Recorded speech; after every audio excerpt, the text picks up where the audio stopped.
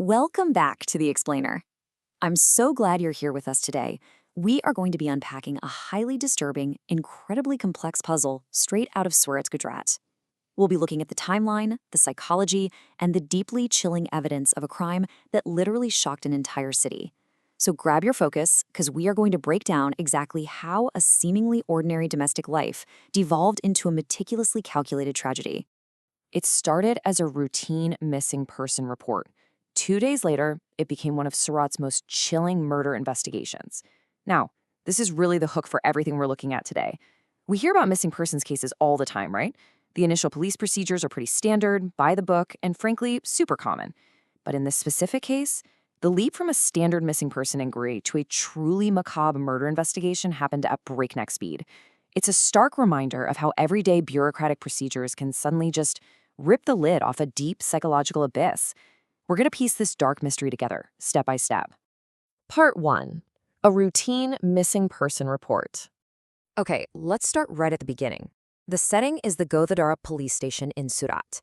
A concerned husband, 40-year-old Vishal Salvi, walks through the doors. He very calmly tells the officers that his 39-year-old wife Shilpa has been missing for 4 entire days. Now, 4 days? That is a significantly long time for a mother and a working professional to just completely drop off the radar without a trace. On paper, this initial report looks like your standard tragedy of circumstance. Vishal is the informant, his wife is missing. The police take the report and they kick off their standard inquiries, checking hospitals, transit hubs, all the usual spots. But the reality of what actually happened wasn't out on the streets of Surat at all. It was much, much closer to home. Part 2.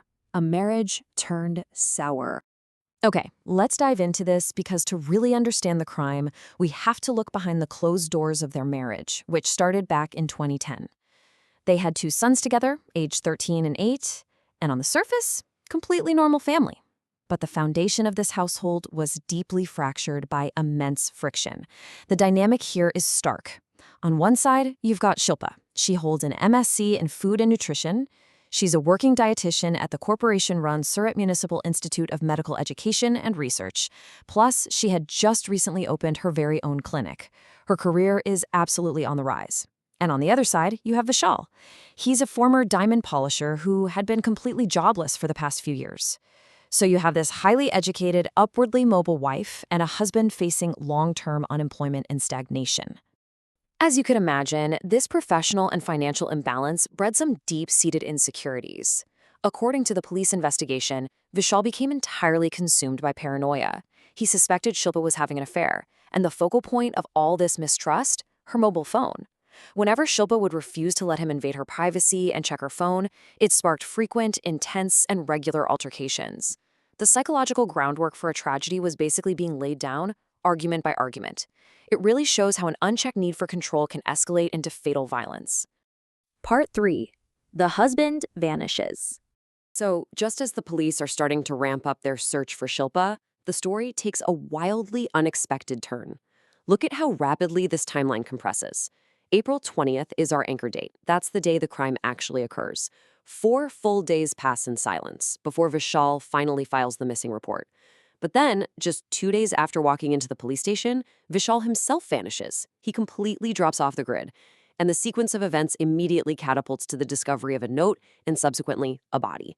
So how did the police jump from a missing husband to finding a body? Well, it all came down to this pivotal clue. You see, Vishal didn't just run. He left something behind. A handwritten chit, a note. And in a truly heartbreaking twist, this note was discovered by their minor son, who then handed it straight over to the police.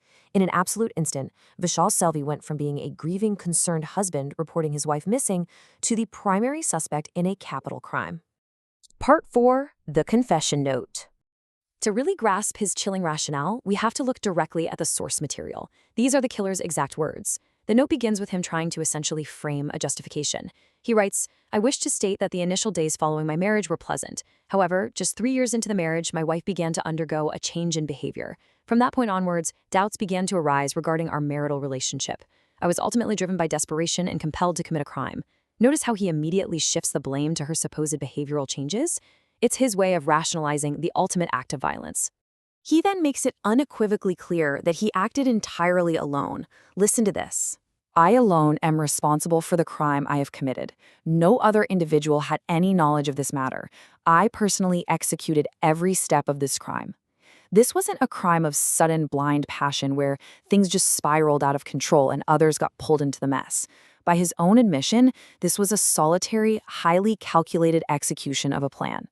And then, the note essentially turns into a terrifyingly precise map.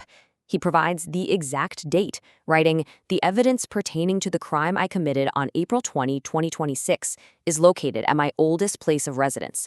He directs the police to a locked dwelling at Kogji Kechal near Sahara Darwaza, and he ends it with this grim reality: my wife Shilpa is inside. He didn't just confess, he pointed the police straight to the horrifying aftermath. So the police now have a full confession and a specific location. They mobilize immediately and head straight to the Salabatpura area of Surat. But the huge question hanging in the air for these investigators was, what exactly was hiding in Salabatpura? What kind of state was this crime scene going to be in? Part 5, the ancestral home. Now, what's really interesting about this discovery is the bizarre, specific nature of the concealment. Following the directions from the note, law enforcement forces their way into this abandoned, locked corrugated sheet house on the first floor at KG Kichal. But they didn't just find a body lying on the floor. What stood out immediately in this rundown house was a mysterious wooden box. And it wasn't just a box. It was covered entirely in fresh cement. Because Vishal didn't just panic and run, right? He executed a horrific construction project.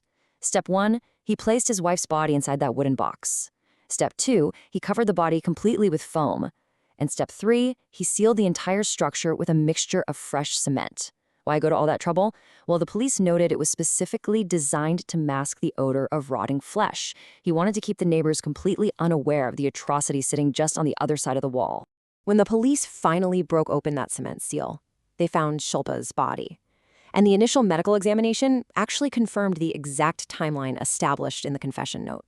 She had been dead for 4 to 5 days prior to being discovered. That means she was murdered right around April 20th, right before her husband walked into the police station to play the role of the worried spouse reporting her missing. After that grim discovery, the investigative arc wraps up pretty swiftly. Shilpa's father, Pradeep Costa, officially files an FIR at the Sabalpura police station. A massive manhunt is launched for the fugitive husband. Utilizing tracking and intelligence, the police actually locate Vishal hiding out in a rural area on the outskirts of Surat city.